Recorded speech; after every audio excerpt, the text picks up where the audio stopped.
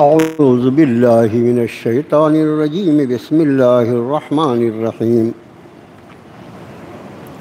والعصر ان الانسان لفی خسر الا الذین آمنوا وعملوا الصالحات وتواصوا بالحق وتواصوا بالصبر صدق اللہ العظیم آمنت بما انزل اللہ من کتاب۔ قرآن پاک کے 30ویں پارے میں 103 نمبر کی صورت شریفہ سورۃ العصر جو 3 آیات بینات پر مشتمل ہے، اس وقت آپ کو پڑھ کر سنائی گئی۔ ان آیات بینات کا ترجمہ کچھ اس طرح ہوگا: شروع اللہ کے نام سے، بہت ہی مہربان، انتہائی رحم فرمانے والا ہے۔ قسم ہے زمانے کی، بلا شبہ انسان ضرور خسارے میں ہے، نقصان میں ہے، سوائے ان لوگوں کے جو ایمان لے آئے اور عمل صالح کرتے رہے اور انہوں نے حق کی وصیت فرمائی اور انہوں نے صبر کی وصیت۔ یہ سورۃ العصر جو ہے، اس کا نمبر مصحف مبارک میں تو 103 ہے، لیکن نزول کے اعتبار سے اس کا نمبر 13واں ہے۔ اس کا معنی یہ کہ مکی صورتوں میں بھی اوائل کے دور جو ہے اس میں اس صورت شریفہ کو رب تعالیٰ نے نازل فرمایا۔ یہ صورت شریفہ الفاظ اور آیات کے اعتبار سے تو انتہائی مختصر ہے، صرف 3 آیتیں ہیں۔ اس میں بھی پہلا لفظ جو ہے والعصر، جس پر ایک آیت پوری ہو جاتی ہے، وہ تو قسم کے لیے ہے، جس کی قسم اللہ نے یاد فرمائی، اور اس کے بعد باقی مضمون رب نے نازل فرمایا۔ لیکن اس میں مضامین کی فراوانی کا اس سے آپ انداز فرما سکتے ہیں کہ حضرت امام شافعی رحمۃ اللہ علیہ نے فرمایا کہ اگر لوگ صرف سورۃ العصر پر ہی غور کر لیتے اور تدبر کر لیتے تو ان کے سارے کام بن جاتے۔ گویا حضرت والا کی زبان میں پورے قرآن کی تفسیر یا پورے قرآن کا اختصار یا پورے قرآن کی سمری رب تعالیٰ نے اس صورت شریفہ میں بیان فرما دی۔ اس کی جو تفسیریں لکھی گئی ہیں، کچھ مختصر تفسیریں، کچھ درمیانی تفسیریں اور کچھ بہت لمبی چوڑی تفسیریں، لیکن ہمارے پاس جو تھوڑا سا وقت یہاں اللہ کے فضل و کرم سے ہوتا ہے، اس کی رعایت کرتے ہوئے ہم دیکھیں کہ اس میں ہمارے لیے، ہمارے جیسے عوام کے لیے، ہم لوگ عام لوگ ہیں، ہم عوام کے لیے اس صورت شریفہ میں کیا پیغام ہے۔ پہلا لفظ عصر جو ہے وہ واو قسمیہ کے ساتھ شروع ہوا، اور اس طرح کی قسمیں جو ہیں یہ قرآن شریف میں 2500 مرتبہ گزر چکی ہیں۔ اس لیے جو لوگ اللہ کی توفیق سے مسلسل درس میں تشریف لاتے ہیں، ان کو قسم کا مضمون کوئی نیا نہیں دکھائی دیتا۔ اللہ عز و جل کی ذات عالی جو خالق حقیقی ہے، اس کے سوا کوئی خالق نہیں، اور جب وہ خالق ہے تو وہی ہر چیز کا مالک بھی ہے، اور جب ہر چیز کا مالک وہ ہے تو اسی کو صرف یہ اختیار حاصل ہے کہ وہ اپنی مخلوقات پر اپنے احکام کو جاری فرمائے۔ اسی لیے وہی عامر حقیقی بھی ہے، وہی حاکم حقیقی بھی ہے۔ پوری کائنات الا لہ الخلق والامر، خبردار ہو جاؤ، تخلیق بھی اس کی ہے، حکم بھی اس کا چلتا ہے۔ اب وہ اکیلے خالق ہیں، باقی ساری مخلوق ہے۔ اپنی مخلوق میں سے جس چیز کی چاہے وہ قسم یاد فرما سکتے ہیں، ان کو حق ہے، اس لیے کہ ساری مخلوق ان کی بارگاہ میں جھکی ہوئی ہے۔ لیکن قسم کا معنی ہوتا ہے کسی چیز کو گواہ بنانا، مومن کے لیے یہ کبھی کسی حال میں بھی جائز نہیں ہے کہ وہ اللہ کے سوا کسی کی قسم کھائے، اس لیے کہ اکیلی اسی کی ذات ہے جو انک علی کل شیء شہید، ہر چیز پر وہ خود ہی گواہ موجود ہے۔ اس لیے اللہ کے سوا جس طرح کسی کو سجدہ حرام ہے، رکوع حرام ہے، قیام حرام ہے، اسی طرح اللہ کے غیر کی قسم کھانا بھی حرام ہے۔ اور بعض علماء نے تو اس کو شرک میں شمار کیا ہے۔ یہاں پر رب تعالیٰ نے زمانے کو گواہی میں پیش فرمایا۔ جس چیز کی قسم یاد فرماتے ہیں اس کے بعد جو مضمون بیان فرمایا جاتا ہے اس کا اس قسم سے ایک بہت ہی لطیف تعلق ہوتا ہے، جو ہمارے جیسے عام آدمی کو سمجھ میں نہیں آتا۔ پھر ہمارے علماء جن کو اللہ نے اپنی دین کی خدمت کے لیے ہی پیدا کیا، وہ ہم پر ان نکات کو واضح فرماتے ہیں کہ دیکھو اس قسم میں اور اس جواب قسم میں، قسم کے بعد جو مضمون آتا ہے اس کو جواب قسم کہا جاتا ہے، کہ اس قسم اور اس جواب قسم میں یہ تعلق ہے۔ تو یہاں قسم یاد فرمائی زمانے کی، اصل لفظ جو ہے یہ زمانے کو کہتے ہیں۔ ویسے زمانہ جو ہے اللہ تعالیٰ نے، میں نے بھی پچھلے درس میں یہ بات عرض کی تھی کہ وہ انگنت نعمتیں جو اللہ نے انسان کو عطا فرمائی ہیں، ان نعمتوں کو ہم دو طرح کی حصوں میں تقسیم کر سکتے ہیں۔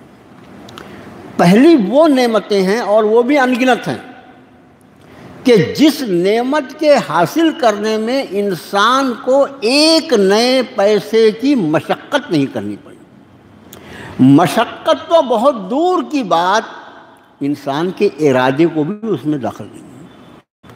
آپ دیکھیں اس کا جسم، اس کے جسم کی حیت، اس کی شکل، اس کی صورت، اس کا خاندان، اس کے ماں باپ، اور پھر اس جسم کے اندر رکھی گئی وہ انگنت اللہ کی نعمتیں جس سے یہ شب و روز فائدہ اٹھاتا ہے، اس کی آنکھوں کی بصارت، اس کی کانوں کی سماعت، اس کے زبان کے بولنے کی قوت، اس کے پیروں میں چلنے کی طاقت، اس کے ہاتھ، اس کے پیر، پھر اس جسم کے اندر جو مستور رکھا گیا ہے، پردے میں رکھا گیا ہے، ایک پورا نظام کائنات ہے جو انسان کے جسم کے اندر کام کرتا ہے، اس کا قوت ہاضمہ، اور پھر اس کا عمل تنفس، اور کیا کیا ہے اس انسان میں، ان ساری چیزوں کے حاصل کرنے میں انسان کی مشقت تو کیا بلکہ انسان کے ارادے کو بھی دخل نہیں۔ اور کچھ چیزیں ایسی ہوتی ہیں جن میں انسان کو قدرے مشقت کرنی پڑتی ہے، تھوڑی سی محنت کرنی پڑتی ہے، لیکن اس محنت کے نتیجے میں وہ جو کچھ عطا فرماتے ہیں، اس محنت کے مقابلے میں دیکھا جائے تو محنت بہت معمولی ہوتی ہے، اور ان کی عطا و بخشش جو ہوتی ہے وہ ایسی ہوتی ہے کہ اس کو ناپا نہیں جا سکتا۔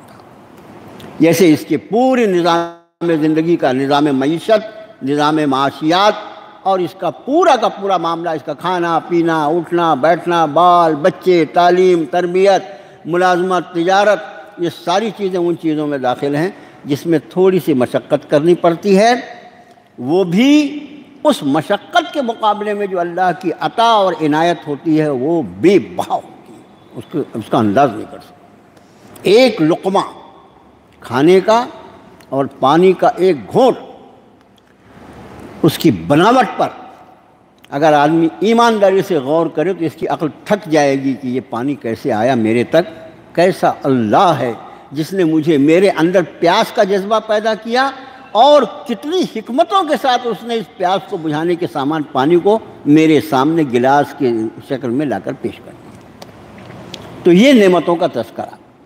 اب ان نعمتوں میں سب سے زیادہ قیمتی نعمت جو ہے وہ وقت ہے، وقت جس کو زمانہ کہا جاتا ہے، جس کو عصر کہا جاتا ہے۔ اسی زمانے پر اس انسان کو اللہ نے سوار کیا، جس دن یہ پیدا ہوا اور جس دن اس کی وفات ہوتی ہے، اسی زمانے کے چکر پر سے اس کو اتار دیا جاتا ہے۔ یہی چلتا ہوا زمانہ ہے، یہی مسلسل رفتار میں چلنے والی چیز زمانہ جو ہے، اسی کا ایک حصہ ہوتا ہے جو اس کی زندگی کا وقفہ کہلاتا ہے، اور اسی پورے زمانے کے اوپر اللہ نے اس کائنات کو سوار فرمایا ہے، اور جس دن اس پورے چکر کو روکیں گے اس کا نام قیامت ہے۔ اور یہ وقت جو اللہ نے انسان کو عطا فرمایا ہے وہ اتنا قیمتی ہے، اتنا قیمتی ہے کہ وہ جو کچھ کرتا ہے وہ اسی وقت اور اسی وقفے میں کرتا ہے۔ اگر یہ وقت کی سہولت اس کے پاس نہ ہوتی تو یہ کسی چیز کو کرنے کی طاقت نہیں رکھتا۔ پھر زمانہ عام طور سے ہمارا 3 زمانہ گنا جاتا ہے، ماضی، حال اور مستقبل۔ اس کا ماضی بہت طویل ہوتا ہے، اس کا پاسٹ جو ہوتا ہے، پاسٹ ٹینس، وہ بہت طویل ہوتا ہے۔ اس کا پریزنٹ جو ہے یہ بہت مختصر ہوتا ہے، اور اس کا فیوچر، اس کا مستقبل جو ہے اس کی طوالت اور لمبائی کو بھی اللہ کے سوا کوئی نہیں جانتا۔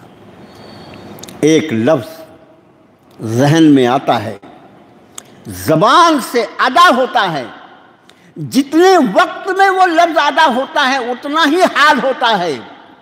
اس کے پہلے سب کا سب ماضی ہوتا ہے، مستقبل ہوتا ہے، اور اس لفظ کے ادا ہوتے ہی وہ ماضی کے خانے میں چلا جاتا ہے۔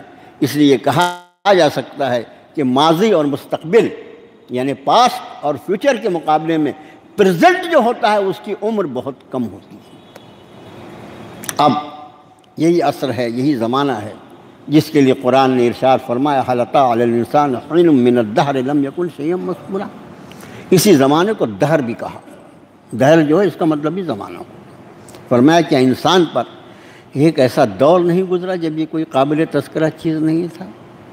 قرآن شریف کا اصل مضمون انسان ہے، اس کے پہلے کئی مرتبہ اس کا عنوان جو ہے قرآن کا وہ انسان، اس لیے کہ انسان کے لیے اس کو نازل کیا گیا ہے کہ ایک انسان کو جب اللہ نے انسان کی شکل میں پیدا کیا ہے تو وہ انسان بن کر زندگی گزارے، اور انسان کی حیثیت سے اس کا حشر آخرت کے میدان میں۔ اس لیے اس کا اصل عنوان جو ہے وہ انسان ہے۔ تو فرمایا اس انسان کو اپنے بارے میں غور کرنا چاہیے کہ کیا اس پر ایک ایسا دور نہیں گزرا جب یہ کوئی قابل تذکرہ چیز۔ یہ مضمون جو ہے میرے بھائیو بہت چھوٹا مضمون نہیں ہے۔ انسان کو اللہ تعالیٰ جو بھی قوت اور طاقت عطا فرماتا ہے، اگر اس میں ایمان اور عمل صالح ہے، توفیق الہی شامل ہے، تو اللہ کی دی ہوئی طاقت کو اللہ کی رضا کے لیے استعمال کر کے آدمی اپنے لیے ایسا ذخیرہ بنا لے جس کا کوئی جواب نہیں۔ لیکن اگر ایمان نہ ہو، ہدایت نہ ہو، تو پھر یہی دی گئی اللہ کی طاقت اس میں وہ تکبر اور وہ گھمنڈ پیدا کرتی کہ اپنے وقت کا فرعون ہو جاتا ہے۔ آپ کسی وقت میں ایک فرعون ہوا کرتا تھا، اور آج تو فرعونوں کا پورا سموہ موجود ہے۔ چھوٹے سے چھوٹا بھی 52 گز کا۔ ایسی ان کی بولی اور ایسی سوچ جیسے زمانے کی گردش جو ہے ان کے حکم اور ان کے آرڈر کی محتاج ہے، وہ ایسا سمجھ رہے ہیں کہ زمانے میں ان کو اللہ نے ایسی قوت اور طاقت عطا فرما دی، وہ جو چاہے وہ کر سکتے ہیں۔ ان کی انتہائی بھول ہے۔ تو فرمایا جس انسان کو یہ تکبر ہو گیا ہو کہ اس زمانے میں اس کا تصرف اس کو حاصل ہے، اس کی قوت اور طاقت ہے جو زمانے کو چلانے میں کسی درجے میں مددگار ہے، تو اس نے سوچنا چاہیے کہ اس کو آئے ہوئے تو ابھی بہت کم سال ہوئے ہیں، اس کے آنے کے پہلے ہزاروں سال سے زمانہ چل رہا ہے، اور زمانہ اپنی رفتار سے چل رہا ہے، ہماری مرضی سے چل رہا ہے، ہم جو چاہتے ہیں وہ کرتے ہیں۔ اس کے پہلے بھی اس کے جیسے بہت فرعون پیدا ہوئے، ان کو بھی ہم نے ان کے تکبر کے ساتھ زمین میں دفن کر دیا، اس کو بھی اس کے وقت پہ دفن کر دیں گے، زیر زمین کر دیں گے۔ تو فرمایا کیا انسان پر ایک ایسا دور نہیں گزرا جب یہ کوئی قابل تذکرہ چیز نہیں تھا؟ یہ یاد رکھے کہ اس زمانے میں اس کو کوئی تصرف حاصل نہیں ہے۔ زمانے کی رفتار میں، زمانے کے نشیب و فراز میں، زمانے کے نتائج میں اس کو کوئی تصرف حاصل نہیں ہے۔ اس پر پورا تصرف اس مالک اور اس آقا کا ہے جس نے اس زمانے کو بنایا ہے۔ اس رب نے اس زمانے کو جاری فرمایا، وہی اس کی رفتار کو روکے گا، اور اس کی پوری کی رفتار کے ساتھ اس کا سارا نشیب و فراز صرف اس کے قبضہ قدرت میں، اس کے سوا کوئی اس پر ہاتھ نہیں ڈالے۔ یہ زمانہ ہے۔ فرمایا والعصر، قسم ہے زمانے، یہی زمانہ جس میں جب تو کوئی قابل تذکرہ چیز نہیں تھا۔ اور پھر ایک ایسا دور بھی آیا، الم یکن نطفۃ من منی یمنا ثم کان علقۃ فخلق فسوى فجعل منہ الزوجین الذکر والانثی۔ جب اس وقت کو یاد کر، الم یکن نطفۃ من منی یمنا، کیا یہ انسان ایک ایسے قطرے کی شکل میں نہیں تھا جس کو اس کی جگہ سے ہٹایا گیا تھا، اس کی جگہ سے اس کو چلایا گیا تھا، ٹپکایا گیا تھا، پھر ہم نے اس کو گوشت کے لوتھڑے کی شکل دے دی تھی، اور پھر اسی منی کے قطرے کی دی ہوئی گوشت کے لوتھڑے کو ہم نے دو جوڑے جوڑے میں پیدا کیا، جس کو چاہا اس کو مرد بنا دیا، جس کو چاہا اس کو عورت بنا دیا۔ جو مالک ایسا قادر مطلق ہے، الیس ذلک بقادر علی ان یحیی الموتی، جو لوگ مردے کے دوبارہ زندہ ہونے میں شک کر رہے ہیں، انہیں معلوم ہونا چاہیے کہ جو ایسا قدرتوں والا ہے، کیا وہ اس پہ طاقت نہ رکھتا ہوگا کہ مردے کو دوبارہ زندہ کر دے؟ جب تیرا کوئی وجود نہیں تھا اور اس نے تجھے وجود کا جامہ پہنا دیا، تو جس ذات نے تجھ کو زندگی عطا فرمائی ہے وہی تجھ پر موت کو طاری کرے گا، اور وہی تیری موت کے بعد تجھ کو دوبارہ زندہ کرنے پر پوری قوت اور طاقت رکھتا ہے۔ الیس ذلک بقادر علی ان یحیی الموتی، بھلا کیا وہی ذات اس بات پر قدرت نہ رکھتی ہوگی کہ مردوں کو زندہ کر دے؟ یہی انسان، اس کی زندگی میں اس کا بچپن، اس کا لڑکپن، اور یہ بچپن اور یہ لڑکپن یہ انتہائی مجبوریوں کا دور تھا، تو اس کی مجبوریوں کی رعایت فرماتے ہوئے اس کے رب نے اس کو انتہائی محبت کرنے والے، انتہائی شفقت کرنے والے، انتہائی قربانیاں پیش کرنے والے ماں اور باپ عطا فرمایا۔ ماں اور باپ، ان کی قربانیاں، ان کے جذبات، ہم سب، اللہ نے ہم سب کو صاحب اولاد بنایا ہے۔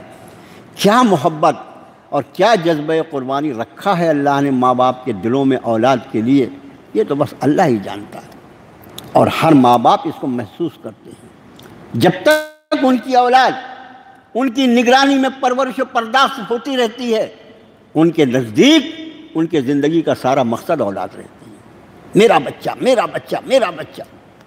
اور اگر کبھی وقت آ جائے، اللہ نہ کرے آئے، لیکن اگر وقت آ جائے تو ماں باپ کی قربانوں کی انتہا یہ ہے کہ وہ اپنی جان بھی اپنی اولاد کے لیے دینے کے لیے تیار ہو جائیں۔ کئی معاملات میرے اور آپ کے سامنے ہیں۔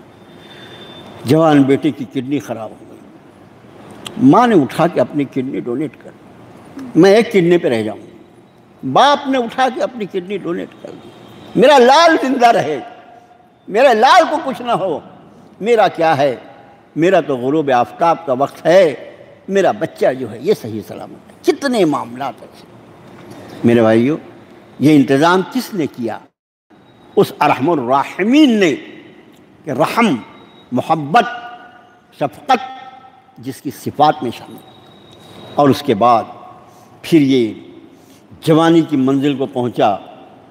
دنیا یہ کہتی ہے کہ جوانی دیوانی ہوتی ہے، دنیا یہ کہتی ہے، دنیا جو کچھ کہتی ہے وہ اکثر و بیشتر جھوٹ ہوتا ہے، کذب ہوتا ہے، ان کے اپنے عقل کی اختراع ہوتی ہے، ان کے اپنے تجربات کا نچوڑ ہوتا ہے۔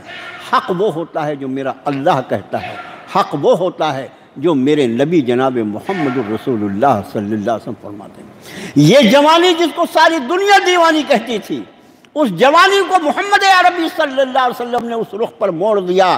فرمایا وہ لوگ جن کو حشر کے میدان میں عرش کے سائے میں جگہ عطا فرمائی جائے گی، اس میں ایک وہ نوجوان ہوگا، ایک وہ نوجوان ہوگا جس نے جوانی کی حالت میں ایسی عبادت کی ہوگی کہ اس کا دل مسجد میں اٹکا رہتا ہوگا۔ ایک وہ جوان ہوگا جس کو کسی خاتون نے برے کام کی طرف راغب کیا ہوگا اور اس نے یہ کہہ کے اس سے انکار کر دیا ہوگا مجھے اللہ سے ڈر لگتا ہے۔ اس میں وہ نوجوان ہوں گے عرش کے سائے میں جنہوں نے اللہ کے لیے محبت کی ہوگی، اللہ کے لیے عداوت کی ہوگی، اللہ کے لیے ملے ہوں گے، اللہ کے لیے جاؤ۔ ان کا خاندان الگ تھا، ان کے کنبے قبیلے الگ تھے، مگر ان کا اللہ ایک تھا، ان کا نبی ایک تھا، ان کی کتاب ایک تھی، ان کا دین ایک تھا۔ انہوں نے دین کے لیے محبت کی، دین کے لیے عداوت۔ کوئی بتائے یہ جوانی جس کو سارے لوگ کوستے ہیں، اس جوانی کو یہ حسین اور یہ جاذب نگاہ اگر کسی نے موڑ دیا ہے تو جناب محمد الرسول اللہ صلی اللہ علیہ وسلم ذات عالی ہے۔ پھر یہ بڑھاپے کی منزل کو پہنچتا ہے، وَمَن نُعَمِّرْهُ نُنَكِّسُ فِي الْخَلْقِ أَفَلَا يَعْقِلُونَ، ہم جس کو لمبی عمر دیتے ہیں اس کو تخلیق کے اعتبار سے الٹا کر دیتے ہیں، عقل سے کام نہیں لو۔ اب اس کی وہ مجبوریاں، وہ معذوریاں جو بچپن میں تھیں وہ لوٹ آئی ہیں۔ بڑا اپنے وقت کا علامہ دہر تھا، اور اب اگر کوئی ایک آیت پوچھو تو 4 بار کلاٹی کھاتا ہے پڑھنے کے لیے۔ ایک مسئلہ پوچھو کچھ، جواب کچھ دیتا ہے۔ ایسا پیار آیا اس کے رب کو اس کے بڑھاپے پر، فرشتوں سے فرمایا، مشکات شریف کی حدیث ہے، فرشتوں سے فرمایا میرا بندہ اب معذوریوں کے اس مقام پر پہنچ گیا ہے، اس کے نام اعمال کو سمیٹ کے رکھ دو، اس کے نام اعمال کو سمیٹ کے رکھ دو، اب یہ جو کرے وہ سب نے کیا ہے، میں نے اس کی پوری بھول چوک کو عبادت میں منتقل کر دیا۔ ایسا رحیم مولا والعصر، قسم ہے زمانے، جس زمانے کے اوپر انسان کا یہ سفر چلتا ہے، جس کو میں نے بہت اختصار کے ساتھ عرض کیا 17-18 منٹ میں، ورنہ یہ ہے کہ اس پر 2 گھنٹہ بیان کیا جا سکتا ہے، لیکن یہ عصر ہے، یہ زمانہ ہے، اس زمانے کی قسم، اس کا نشیب و فراز گواہ ہے۔ اس زمانے کو جو لوگ ضائع کریں گے ان کا نقصان اور ان کا خسران ایسا ہوگا کہ اس نقصان کو نفع سے بدلنے کی کبھی کوئی موقع ان کو نہیں دیا جائے۔ حضرت امام رازی رحمۃ اللہ علیہ نے ایک بزرگ کا قول نقل کیا، امام رازی رحمۃ اللہ ایک بزرگ کا قول نقل کیا، فرماتے ہیں کہ وہ بزرگ کہنے لگے کہ جب میں بازار میں گیا اور بازار میں جب برف والے کی دکان پر گیا تو وہ جن الفاظ میں اپنے گاہکوں کو اپنی طرف متوجہ کر رہا تھا اس کو سن کر مجھے سورہ عصر کی تفسیر سمجھ میں آ گئی۔ وہ کیا بات تھی؟ وہ برف والا آواز لگا رہا تھا، لوگو، الفاظ دیکھیے، لوگو اس شخص پر رحم کرو، اے لوگو اس شخص پر رحم کرو جس کا مال پگھلا جا رہا ہے، جلدی سے خرید لو ورنہ پگھل کے پانی ہو کے بہہ جائے گا تو میری اصل جو ہے وہ بھی ضائع ہو جائے گی۔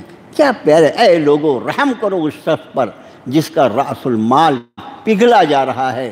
انہوں نے فرمایا ضرور نے، جیسے میں نے اس کے اس جملے کو سنا تو مجھے سورہ عصر کی تفسیر سمجھ میں آ گئی کہ اس زمانہ اگر انسان نے اس کو صحیح استعمال کر لیا، ایمان، عمل صالح اور تواصی بالحق اور تواصی بالصبر، اگر ان 4 صفات سے اس نے اس کو سنبھال لیا تو اس کی خیر، ورنہ ایسے نقصان میں پڑے گا جو خسران العظیم ہوگا کہ جس سے بڑا کوئی نقصان ہوئی نہیں سکتا۔ فرمایا ان الانسان لفی خسر، یہاں لفظ انسان جو ہے یہ اس میں جنس کے اعتبار سے لفظ انسان جو ہے واحد استعمال ہوا، لیکن اس سے مراد پوری جنس انسانیت ہے، پوری عالم انسانیت ہے۔ بلا شبہ انسان لفی خسر، ضرور نقصان میں ہے، انتہائی نقصان میں ہے۔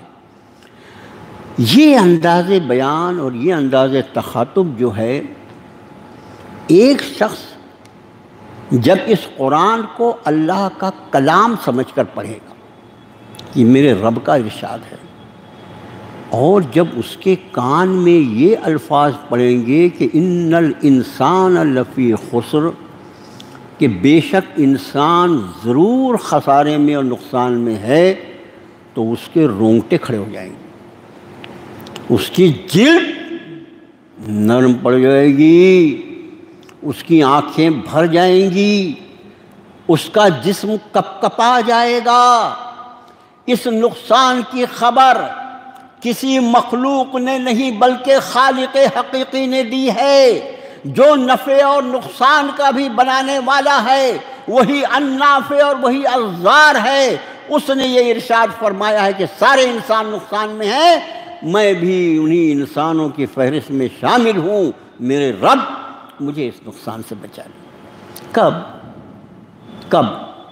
دو چیزیں، جب اس کو یہ یقین ہو کہ یہ کلام اللہ ہے، اور جب اس کو یہ سمجھ میں آئے کہ میرا رب مجھ سے کیا ارشاد فرما رہا ہے، کیا حکم فرما رہا ہے۔ سارے انسان سراسر نقصان میں ہیں الا، یہ الا لفظ جو ہے اس کا مطلب ہوتا ہے مگر، علاوہ، جس کو انگریزی میں ہم ادر دین کہتے ہیں۔ جیسے ایک کلاس بیان کی جائے اور اس کے بعد اس کلاس کو بیان کرنے کے بعد اس سے وہ لوگ بچے رہیں گے، تو الا کا لفظ جو عربی میں استعمال ہوتا ہے وہ مگر کے لیے استعمال ہوتا ہے کہ اس کے بعد کوئی ایکسیپشن بیان کیا جا رہا ہے۔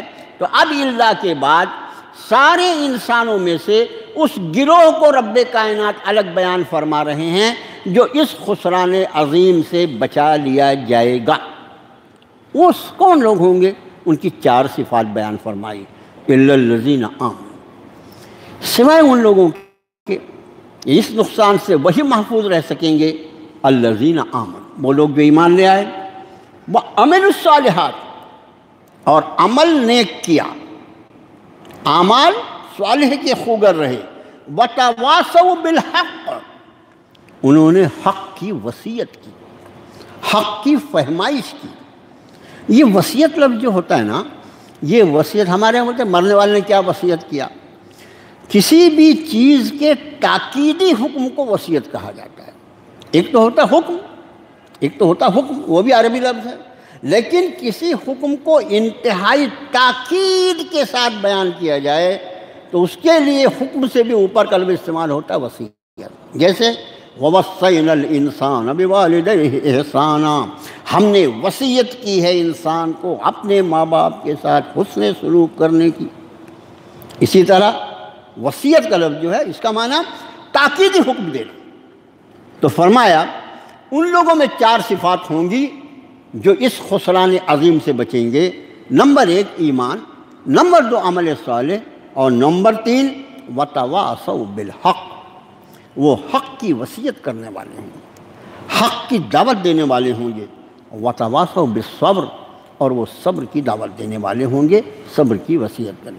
اب یہ چاروں مضمون کو وقت کا لحاظ کرتے ہوئے انشاءاللہ یہ نہیں ہوگا کہ مضمون بہت ہے تو 1 گھنٹے بولے 2 گھنٹے کا درس ہو، اچھا ایسا کے بعد باقی بیان ہوگا، ایسا نہیں ہوگا، تو وقت کا لحاظ کرتے ہوئے۔ لیکن چونکہ یہ وہ مبارک صفات ہیں جسے اللہ نے ان، یعنی کہنا چاہیے کہ مقدس شخصیات کے لیے بیان فرمایا ہے جو خسران عظیم سے بچا لیے جائیں، اس لیے ظاہر ہے کہ ان صفات کو ہمیں سمجھنا ہے اور اللہ سے دعا کرنا ہے، اور ہمارے ذمہ کوشش کرنا ہے کہ پروردگارہ ان صفات کی جو پرتو ہیں، اس کی تجلیات جو ہیں وہ ہم میں بھی پیدا ہو جائیں۔ ایمان کا لفظ جو اس کا مطلب ہوتا ہے ماننا، ایمان کا مطلب ہوتا ہے ماننا، اور شریعت کی زبان میں جب ایمان کا لفظ استعمال کیا جاتا ہے، دیکھیے شریعت کے کچھ مخصوص الفاظ ہیں جو شریعت میں مخصوص مانا تھا، جیسے سنت کا لفظ لغت میں اگر دیکھیں تو اس کا مطلب طریقہ، سنت یعنی طریقہ، لیکن جیسے یہاں پر سنت کہا جاتا ہے تو کسی کا بھی طریقہ نہیں، ہمیں فوراً سمجھ میں آ جاتا ہے کہ یہ جناب نبی کریم صلی اللہ علیہ وسلم کی سنت مبارکہ، آپ کا طریقہ ہے۔ فرض کا لفظ جو استعمال ہوتا ہے عام لوگوں میں، ارے بھائی تجھ پر کیا فرض ہے، تجھ کو معلوم ہے کہ نہیں، لیکن جب یہاں فرض استعمال ہوتا ہے تو معلوم کہ فرض ایک خاص معنی میں ہے، یہ وہ فرض ہے جو ہمارے ایمان کا ایک حصہ ہے، اس کا تسلیم کرنا ضروری، اس کا انکار کفر ہے، اس کا ترک کر دینا حرام ہے، یہ فرض کے معنی خاص معنی ہے۔ تو اسی طرح ایمان امن کا مطلب ہوتا ہے مان لینا، لیکن شریعت مطہرہ کی زبان میں وہ مخصوص چیزیں جنہیں اللہ کی کتاب نے جن کی تفصیلات بیان فرمائی ہیں، ان سب پر اس طرح ان کو مان لینا کہ ہر طرح کے شک شبہ اور تردد سے بالا تر، یہ خیال رکھنا۔ شک اور شبہ جو وہ ایمان کو خراب کر دیتا ہے، ایمان وہ اور ایمان جو ہے اس کا اقرار زبان سے کیا جاتا ہے اور اس کو تسلیم جو ہے وہ دل کی گہرائیوں سے کیا جاتا ہے۔ تو ماننے کی جگہ جو ہے وہ کون سی ہے؟ دل ہے۔ دل اس کے آگے جھک جاتا ہے۔ زبان اگر اللہ نے اس میں بولنے کی طاقت دی ہے تو اس سے اقرار کرے گا۔ خدا نہ خواستہ کوئی آدمی گونگا ہے، وہ اقرار نہ بھی کرے تو اس کے ایمان والے ہونے میں کوئی شک و شبے کی گنجائش نہیں ہوگی۔ وہ لوازمات جو ہیں اس کو قرآن نے بیان کرنا۔ ہمارے ہاں جو کلمات ہیں جیسے کلمہ طیبہ ہے، کلمہ شہادت ہے وغیرہ وغیرہ، اس میں 5 کلمے آدمی کو یاد۔ ہمارے یہاں بعض بیچارے قاضی ایسے رہتے ہیں ان نکاح کے بعد اس کو کلمہ پڑھاتے ہیں، کلمہ پڑھ۔ اب نکاح کا کلمے سے کیا تعلق ہے وہ تو آج تک ہمارے اور آپ کو بھی سمجھ میں نہیں آئے گا۔ لیکن میں یہ سمجھتا ہوں کہ ایک گروہ مسلمانوں کا ایسا ضرور ہے جس کو واقعی کلمہ پڑھا دیا جانا چاہیے۔ آپ سمجھے، ایک گروہ مسلمانوں کا ایسا ہے جس نے زندگی بھر قبر پرستی کر کے شرک کیا ہے، وہ مومن ہے کیا؟ مشرکانہ کام کر کے آدمی مومن رہ جاتا ہے، اس کو تو کم سے کم کلمہ پڑھا کے اس وقت مومن کر ہی لینا چاہیے تاکہ اس کا نکاح واقع ہو جائے۔ اس لیے کہ نکاح کے واقع ہونے کے لیے ایمان شرط ہے۔ جیسے کسی مومن کا کسی غیر مومنہ سے، کسی کافرہ سے نکاح نہیں ہوگا، اس لیے کہ فرق ادیان جو ہے اس سے نکاح واقع نہیں ہوتا۔ نکاح کے لیے ایمان ہونا شرط ہے۔ تو وہ بیچارے جو پڑھاتے ہیں، مجھے ان سے بڑی ہمدردی بھی ہے۔ کبھی میں نے غور کیا تو یہ سوچا کہ بھائی یہ صحیح بات ہے کہ میں جس کا نکاح پڑھا رہا ہوں مجھے معلوم ہے کہ اس کی زندگی قبروں کے چکر کاٹتے گزری ہے۔ مسجد کی فرصت کبھی نہیں تھی، قبروں کے چکر کاٹتے گزری ہے، اور مجھے تو لینا ہے اپنا نذرانہ۔ یہ 1000 2000 5000 لے رہا ہوں تو کم سے کم ابھی بھی تو کلمہ ولمہ پڑھا کے اس کو سچا پکا مسلمان بنا دوں تاکہ اس کا واقعی نکاح واقع ہو جائے۔ پھر اس کے بعد جائے وہ قبروں کا چکر لگا کے اپنا ایمان بھی کھوئے، اپنا نکاح بھی توڑے، ہمارے باپ کا کہہ جاتا ہے۔ آپ سمجھے، ایک گروہ کے لیے پڑھانا ضروری ہے۔ لیکن الحمدللہ ثم الحمدللہ جس کو اللہ نے راسخ ایمان عطا فرمایا ہے، جو ایمان پہ جیتا اور ایمان پہ مرتا ہے، میں سمجھتا ہوں اس کے لیے کلمہ کیا ضروری ہے؟ ایجاب و قبول کا نام نکاح ہے۔ بہرحال عرض ہم یہ کر رہے تھے کہ ایمان کہتے ہیں ماننے کو، اور دل کی گہرائی سے ماننے کو ایمان کہا جاتا ہے۔ اور ان لوازمات پر بات کلمے کی آئی تھی تو 5 کلمے جو ہیں وہ اس کے بعد چھٹا اور 7واں کلمہ جو ہے، چھٹے کلمے کو ایمان مجمل کہا جاتا ہے۔ آمنت باللہ کما ہوا باسمائہ و صفاتہ و قبلت جمیع احکامہ، یہ چھٹا کلمہ، اس کو ایمان مجمل کہتے ہیں۔ آمنت باللہ کما ہوا باسمائہ و صفاتہ و قبلت جمیع احکامہ، میں ایمان لایا اللہ پر جیسے اس کے اسماء مبارکہ ہیں اور جیسی اس کی صفات ہیں، وَقَبِلْتُ جَمِيعَ احکامہ، اور میں نے اس کے سارے احکام کو، جملہ احکام کو قبول کر لیا۔ یہ ایمان، چھوٹا سا ایمان، اجمالی ایمان۔ اور پھر اس کو مفصل ایمان مفصل جو 7واں کلمہ کہلاتا ہے، آمنت باللہ وملائکتہ وکتبہ ورسلہ والیوم الآخر، میں ایمان لایا اللہ پر اور اس کی کتابوں پر اور اس کے رسولوں پر اور والیوم الآخر، اور آخرت کے دن پر، والقدر خیرہ وشرہ من اللہ تعالی، اور میں اس بات پر بھی ایمان رکھتا ہوں کہ ہر خیر ہر شر یہ میرے اللہ کی طرف سے ہوتا ہے، من اللہ تعالی، والبعث بعد الموت، اور موت کے بعد زندہ ہونے پر۔ یہ 7واں کلمہ کہلاتا ہے، اس کو ایمان مفصل کہا جاتا ہے۔ اور پھر اس ایمانیات کی تفصیل قرآن نے بیان کی، اس لیے رب تعالیٰ نے فرمایا آمن الرسول بما انزل الیہ من ربہ والمؤمنون، کہ خود رسول صلی اللہ علیہ وسلم اس چیز پر ایمان رکھتے ہیں، اس چیز کو مانتے ہیں، اور سارے کے سارے ایمان والے اس چیز کو مانتے ہیں جو اللہ نے قرآن میں نازل فرمایا۔ قل آمنت بما انزل اللہ من کتاب، آپ کہیے میں اس پر ایمان رکھتا ہوں جو اللہ نے کتاب میں نازل۔ ایمان باللہ، ایمان بالرسول، ایمان بالملائکہ، ایمان بالکتاب، ایمان بالآخرہ، ایمان بالتقدیر، ایمان بالتقدیر، اور اس کے بعد قرآن نے جو کچھ بیان کیا ہے ان سب کو مان لینے کا نام ایمان۔ الا الذین آمنوا، وہ لوگ جو ایمان لے آئے، وعملوا الصالحات، اعمال صالح کیا۔ اعمال دیکھو میرے بھائیو، عمل جس کو کہتے ہیں نا، ہر حرکت کو عمل کہا جاتا ہے۔ ہر حرکت کو عمل کہا جاتا ہے۔ انسان کا وجود جو ہے وہ سراپا اعمال ہے۔ ابھی آپ کیا کر رہے ہیں؟ آپ ابھی 2 عمل 3-4 عمل میں مصروف ہیں۔ ایک عمل ہے آپ کا دیکھنا، آپ دیکھ رہے ہیں نا اس گنہگار کی طرف۔ دوسرا عمل ہے آپ کا سننا، تیسرا عمل ہے آپ کا بیٹھنا، چوتھا عمل ہے آپ کا باہوش رہنا۔ کتنے اعمال ایک ساتھ ہیں؟ بظاہر کیا ہے، میں تو بیٹھا تھا، اتنے اعمال ہیں۔ اور قرآن نے کہا ان السمع والبصر والفؤاد کل اولئک کان عنہ مسئولا۔ تمہاری قوت بصارت، تمہاری قوت سماعت، تمہاری قوت قلب، ان سب کے بارے میں تم سے سوال کیا جائے گا۔ تو اعمال جو ہے، انسان جیسے سویا ہوا ہے تو کیا کر رہا ہے؟ وہ سونا عمل ہے، سونا عمل ہے۔ اور جب جاگ رہا ہے تو کتنے سارے اعمال ایک ساتھ کرتا ہے۔ ان سارے اعمال میں ہر عمل کا عمل صالح ہونا ضروری ہے۔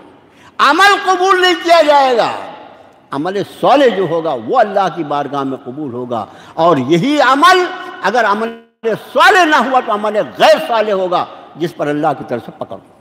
جیسے دیکھنا، آنکھ جو ہے وہ دیکھنے کے لیے دی ہے نا۔ ہر چیز دیکھنا جائز ہے کیا؟ جن چیزوں کو دیکھنا حلال ہے ان کا دیکھنا عبادت۔ بعض تو ایسی چیزیں، بیت اللہ کو خالی محبت سے دیکھ لو تو اجر و ثواب، ماں باپ کو محبت سے دیکھ لو تو حج کا ثواب، قرآن پر محبت سے نگاہ ڈال لو تو اللہ کی کتاب کو دیکھنے کا ثواب، خالی دیکھنے کا ثواب، صرف دیکھنا ثواب۔ لیکن اسی آنکھ سے کسی غیر محرم کو دیکھا تو حرام، غیر محرم کو دیکھنا حرام کاری ہے، وہ زنا کی ابتدا ہے۔ رب نے اپنی کتاب میں ایمان والوں کو حکم فرمایا ہے قل للمؤمنین یغضوا من ابصارہم، کہیے نبی صلی اللہ علیہ وسلم ایمان والے مردوں سے اپنی نگاہیں نیچی رکھیں۔ یہ اپنی نگاہیں نیچی رکھے سڑک پہ جاتے ہوئے نہیں، ہر وہ چیز، علماء فرماتے ہیں ہر وہ چیز جو اللہ کی یاد سے غافل کر دے اس کا دیکھنا منع ہے۔ ہر وہ چیز، یہ جملہ اللہ کے لیے یاد رکھ، ہر وہ چیز جو اللہ کی یاد سے غافل کر دے اس کو دیکھنا منع۔ تو واٹس ایپ دیکھتے وقت ذکر اللہ کرتے رہتے کیا؟ سبحان اللہ بحمدہ سبحان اللہ العظیم، اور پھر واٹس ایپ کو ایسا ہوتا ہے؟ ہر وہ چیز جو اللہ کے ذکر سے غافل کر دے اس کا دیکھنا منع۔ تو یہ ہوا عمل صالح۔ عمل صالح کی تشریح یاد رکھو، اللہ کا حکم اور اللہ کے حکم کو بھی پورا کرنا منمانی طور پر مردود ہے۔ ہر جملہ یاد رکھو، اللہ کے حکم کو منمانی طور پر پورا کرنا مردود ہے۔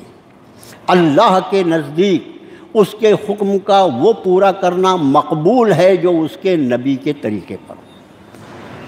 سمجھ گئے آپ؟ جو اس کے نبی کے طریقے پر ہو وہ مقبول ہے، اور اگر منمانی طریقے پر تو کوئی عبادت بھی کرنا چاہے تو مردود ہے، رد ہے، اللہ کی بارگاہ میں تیرے منہ پہ مار دیں۔ وہ اللہ کے حبیب ہیں، ان کا طریقہ حبیب ہے، ان کا عمل حبیب ہے، اور اس عمل کی نقل کرنے والا بھی اللہ کا محبوب ہے۔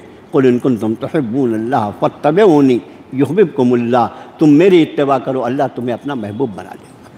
اس لیے اللہ نے مجھے اپنا محبوب بنایا ہے، اور اس نے مجھ کو اتنا پیار کیا ہے، اتنا پیار کیا ہے کہ اس کا وعدہ ہے محبوب تم تو میرے محبوب ہو، کوئی تمہاری ادا لے کر آئے گا اس کو بھی میں محبوب بنا لوں گا، تم میرے اتنے بڑے محبوب ہو۔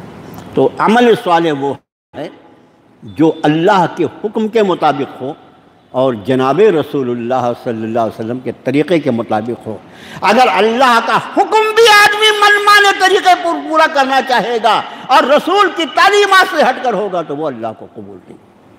عمل صالح آپ سمجھ گئے، والامن وتواصوا بالحق وتواصوا بالصبر، حق کی وصیت کرنا۔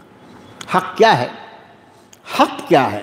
انا ارسلناک بالحق بشیرا ونذیرا، ہر چیز قرآن سے پوچھو حق کیا ہے؟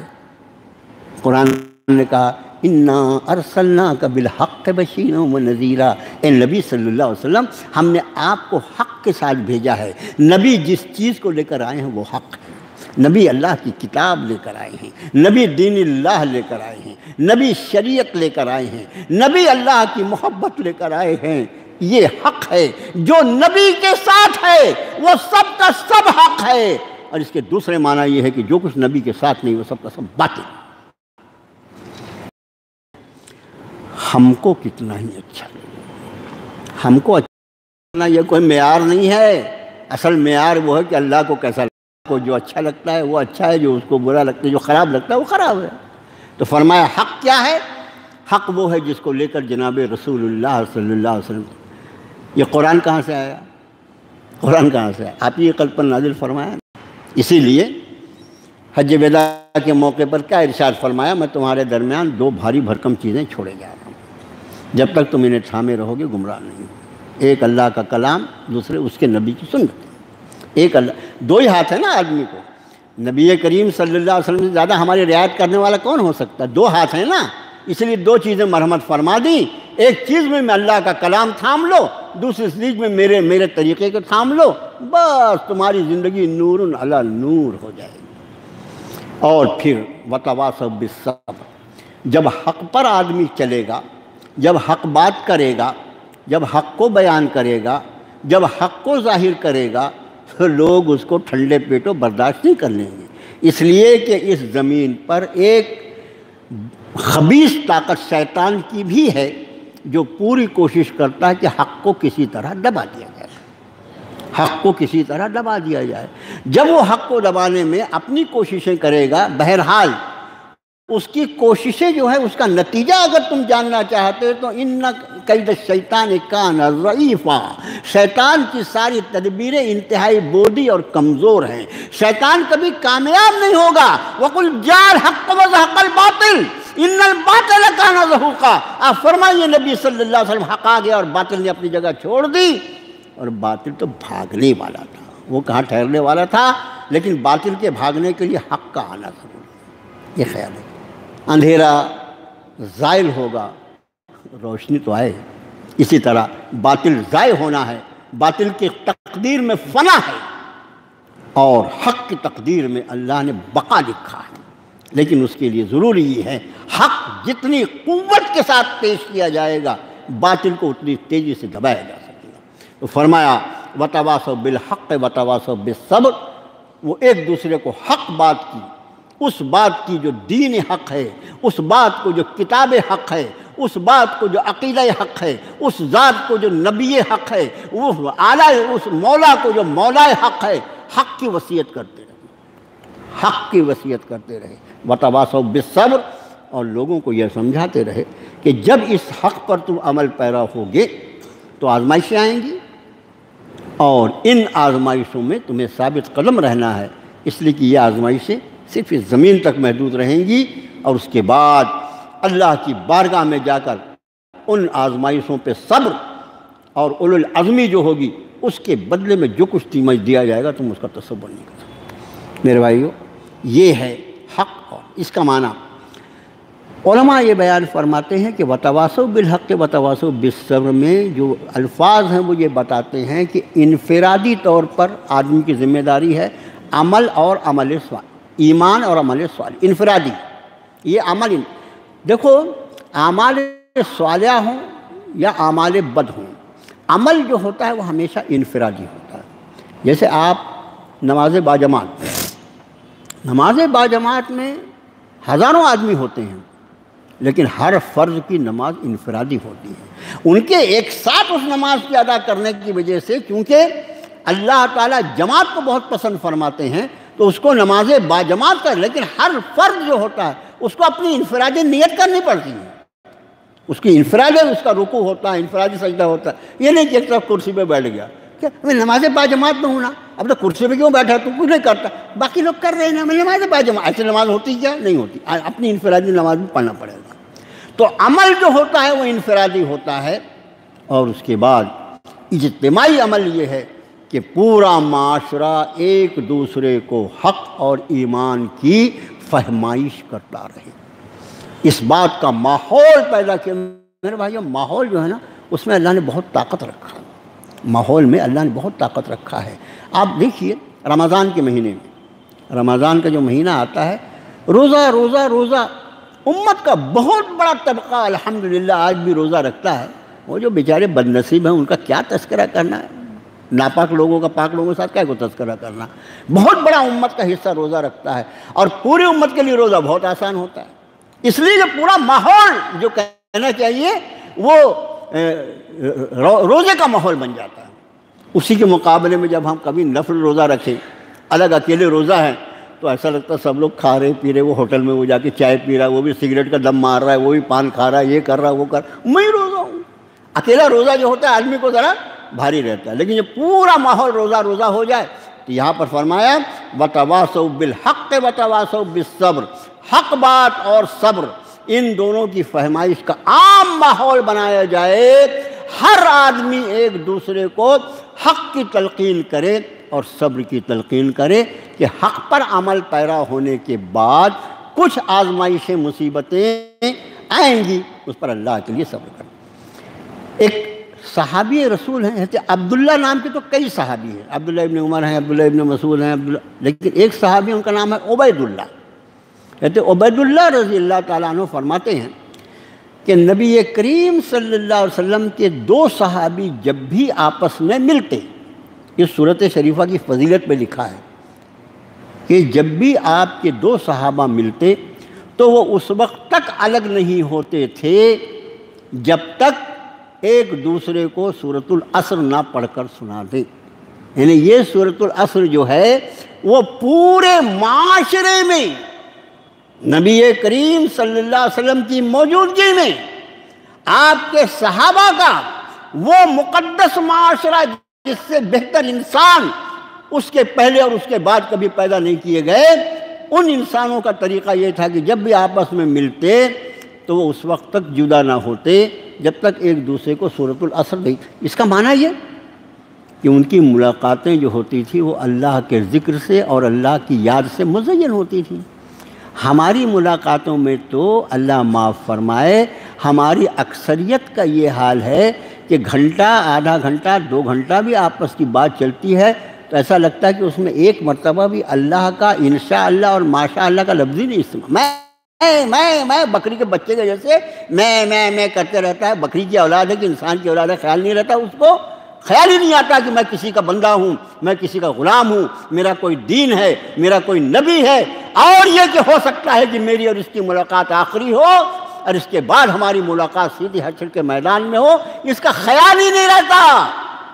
ایسے مدہوش زندگی مسلمانوں کی زیب نہیں دیکھتی۔ میرے بھائیوں، اس روایت کی روشنی میں کہتے عبید اللہ رضی، یہ نام خود میرے لیے بھی نیا، کہتے عبید اللہ رضی اللہ تعالیٰ عنہ نے جو نقل کیا کہ اصحاب رسول میں جب دو لوگ ملتے تو اس وقت تک الگ نہ ہوتے جب تک کہ وہ ایک دوسرے کو سورہ عصر نہ۔ ہم بھی اپنی عادت بنا لیں، جب ملاقات ہو یہ ہو کہ بھی ملاقات میں کم سے کم قرآن شریف کی کوئی آیت آئے، اللہ اس کے رسول کا کوئی تذکرہ آئے، آخرت کی کوئی یاد آئے۔ میرے بھائیوں، یقین مانو وہ پوری ملاقات اور مجلس جو رہے گی نا، وہ عین عمل صالح کے اعتبار سے اس کو میزان میں رکھا جائے گا اور آدمی خوش ہو جائے گا، واہ کیا میری ملاقات تھی، میں نے ایک مرتبہ اللہ کا نام لیا تھا، ایک مرتبہ رسول اللہ کا نام لیا تھا، ایک مرتبہ آخرت کی یاد کی تھی، اور کیا میرے رب نے اس کا اجر و ثواب تھا، اس کا خیال رکھا۔ اور اس کے ساتھ ہی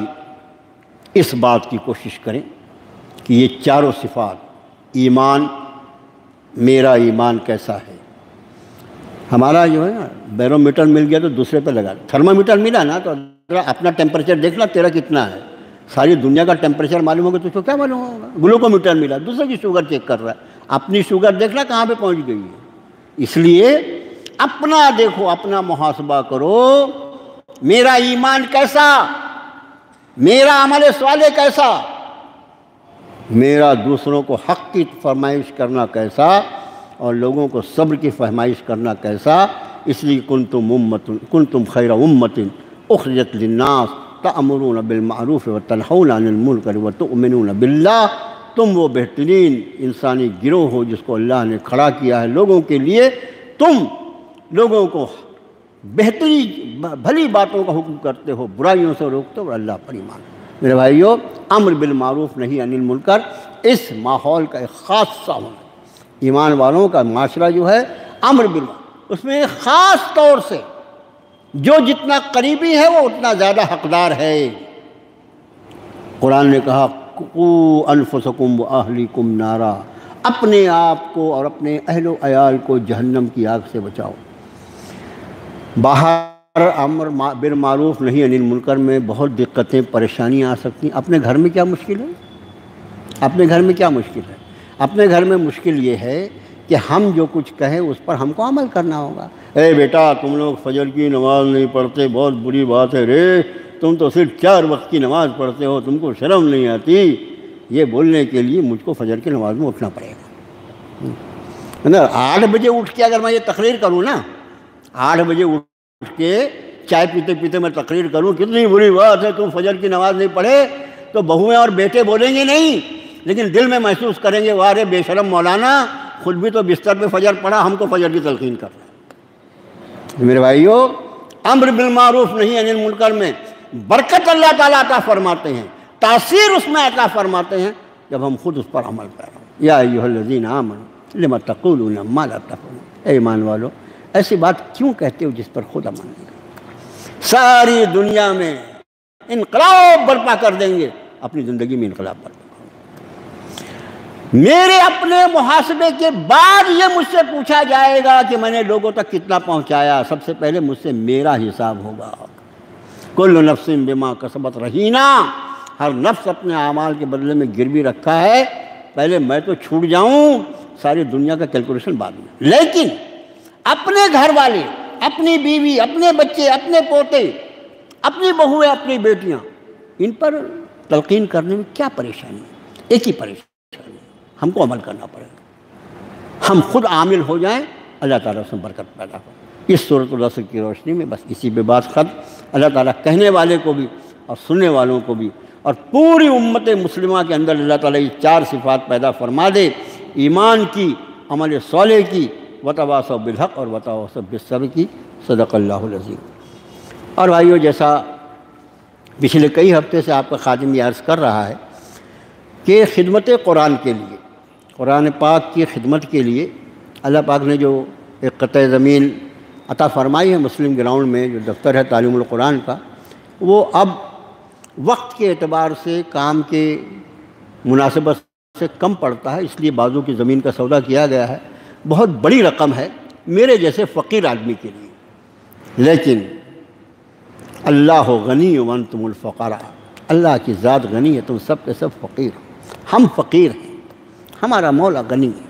میرے بھائیو، یہ ایمان والوں کے جو اجتماعی کام ہوتے ہیں، اجتماعی کام، جیسے ابھی میں نے عرض کیا، امر بالمعروف نہی عن المنکر، مسجد کی تعمیر ہے، مدارس کی تعمیر ہے، اسی طرح ایسے مراکز کی تعمیر جہاں پر قال اللہ قال الرسول، ایمان والے معاشرے کی فلاح و بہبود کے مختلف کام، مختلف شعبے جو ابھی اچھوتے پڑے ہوئے ہیں، نہ جانے کتنے کام، ان کاموں کو کیا جانا، ایسی زمین جو ہے اس کو خریدنا، اس میں تعاون کرنا، یقین مانے ظاہر ہے وہ مسجد نہیں ہے، مسجد کا اپنا مقام ہے، ہماری ضرورت پڑی تو ہم نے اس کو گھما پھرا کے یہ لا کر دیا، یہ بھی فلاں ہے، ایسا نہیں ہوتا، وہ مسجد نہیں ہے، لیکن مسجد کو بھرنے والی پیشانیاں وہیں پر تیار ہوں۔